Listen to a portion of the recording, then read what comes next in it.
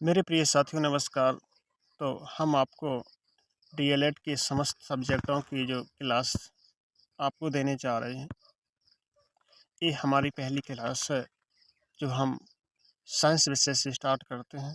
UP DElEd में जो paper आता है तो उसमें 5 बहुविकल्पीय प्रश्न आते हैं और जिसमें से जो अति लघु होते हैं, 6 अति लघु आते हैं, 7 लघुत्तरीय प्रश्न आते हैं। पेपर होता है वो कंप्लीट हो जाता है। तो हम स्टार्ट करने जा रहे हैं विज्ञान का कक्षा शिक्षा। सबसे पहले हम बहुविकल्पीय प्रश्न को आपको बताएंगे जो इसी में से पेपर में आएगा। फिर उसके अगले वीडियो में हम अति लघु प्रश्नों का हल देंगे, यानी शॉर्ट क्वेश्चन का सॉल्यूशन देंगे। उसके बाद हम लघु प्रश्नों का सॉल्यूशन देंगे आपको। हम सभी वीडियो को प्लेलिस्ट पर डाल देंगे। हमारे सभी वीडियो को आप जल्द से जल्द प्लेलिस्ट से देख लेना। तो सबसे पहले स्टार्ट करते हैं हम मल्टीपल चॉइस क्वेश्चन, यानी कि वस्तुनिष्ठ प्रश्न। तो हमारे वस्तुनिष्ठ प्रश्न है, जंतुओं तथा पौधों में दोनों में कौन से उभयनिष्ठ लक्षण पाए जाते हैं? तो जंतुओं में भी प्रजनन होता है और पौधों में भी प्रजनन होता है, तो वृद्धि भी होती है, पोषण भी होता है। तो जंतु पौधों में ये तीनों प्रकार के लक्षण पाए जाते हैं, जिसका आंसर उपरोक्त सभी हो जाएगा। जंतु होते हैं वो परपोषी होते हैं, यानी कि दूसरों से अपना पोषण ग्रहण करते हैं, भोजन ग्रहण करते हैं। और स्वपोषी यानी कि पौधे होते हैं जो स्वयं अपने सूर्य के प्रकाश से खाना बनाते हैं। पौधों में प्रजनन होता है, तो जो पौधों में प्रजनन होता है, पौधों में अलैंगिक प्रजनन होता है। तो बा उत्तर इसका सही है। कौन सा पौधा अधिक उपयोग के कारण संकटग्रस्त हो गया है? संकटग्रस्त का मतलब है कि धीरे धीरे खत्म होता जा रहा है। तो ये सर्पगंधा है, जिससे सर्पेंटाइन एल्कलॉइड निकाला जाता है। जीवधारियों के नामकरण की द्विनाम पद्धति के जनक थे, तो ये कैरोलस सलीनियस। ऑप्शन बिल्कुल सही। निम्नलिखित में से कौन सा पौधा वायुमंडल की नाइट्रोजन का स्थिरीकरण नहीं कर सकता है? तो ये गेहूँ नाइट्रोजन का जो स्थिरीकरण करते हैं, उनकी जड़ों में गांठें पाए जाते हैं।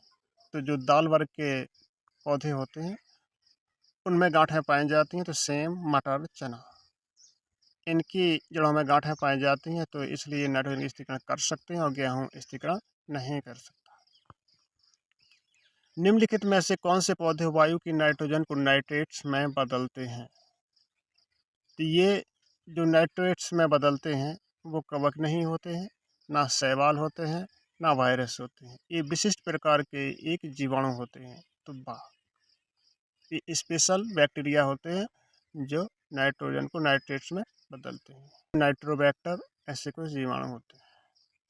खाद्य श्रृंखला में जो प्रथम होता है वो कौन होते हैं? तो खाद्य श्रृंखला में जो प्रथम होता है वो सबसे नीचे होता है। नीचे जो सूर्य के प्रकाश से अपना भोजन बनाते हैं वो खाद्य श्रृंखला में प्रथम स्तर पर आते हैं। तो वो कौन होते हैं? तो सूर्य के प्रकाश से सिर्फ हरे पौधे अपना खाना बनाते हैं। शाकाहारी जंतु दूसरे स्तर पर आते हैं और मांसाहारी जंतु टॉप पर आते हैं। जीवधारियों के समूह जो प्रकृति में परस्पर संकरण द्वारा संतान उत्पन्न करता है उसे क्या कहते हैं? तो जो संतान उत्पन्न करता है उसे जाति कहते हैं, स्पीशीज कहते हैं। आप लोग कहेंगे कि जीव क्यों नहीं होते हैं जो परस्पर संकरण द्वारा संतान उत्पन्न करते हैं? तो जीव में तो पक्षी भी आ जाते हैं, जीव में तो पेड़ पौधे भी आ जाते हैं। तो पक्षी पेड़ पौधे कैसे संकरण द्वारा उत्पन्न करते हैं? एक स्पेशल जाति ही संकरण द्वारा, चाहे वो पेड़ पौधों की जाति हो, चाहे वो जीव जंतुओं की जाति हो, तो एक स्पेशल जाति द्वारा ही संतान उत्पन्न होती है। जीव द्रव होता है, तो जीव द्रव होता है तो ये सामान्य द्रव नहीं होता है जीव द्रव, ना एक विलयन होता है। और ये एक कोलाइडल सॉल्यूशन होता है। ये क्या होता है? Colloidal solution. और द आयनिक घोल, ये आयनिक घोल भी होने, इसमें आयन नहीं पाए जाते हैं, जिसका आंसर सा हो जाएगा। क्या हो जाएगा इसका आंसर? सा। मेंडल ने अपने आनुवंशिकता के प्रयोग जिस पौधे पर किए थे उसका नाम क्या था?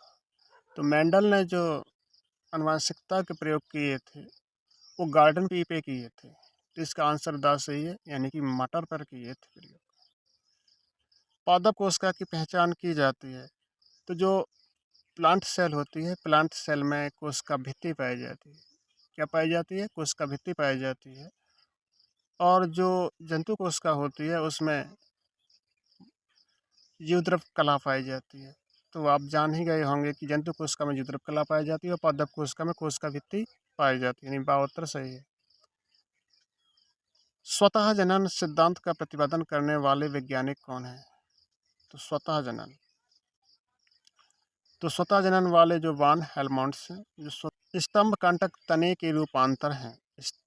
क्योंकि तो जो स्तंभकांटक होते हैं, मतलब स्तंभ के जो कांटे होते हैं, इसका दाव सही है, ये कक्षस्थ कलिका से विकसित होते हैं। इन पर नोड और इंटरनोड यानी पारप एवं पर्व संधियाँ पाई जाती हैं। अंगूर में जो प्रतान होते हैं, अंगूर में एक स्पेशल रचना आपको दिखाई देती है, जिससे वो आधार को पकड़े रहते हैं।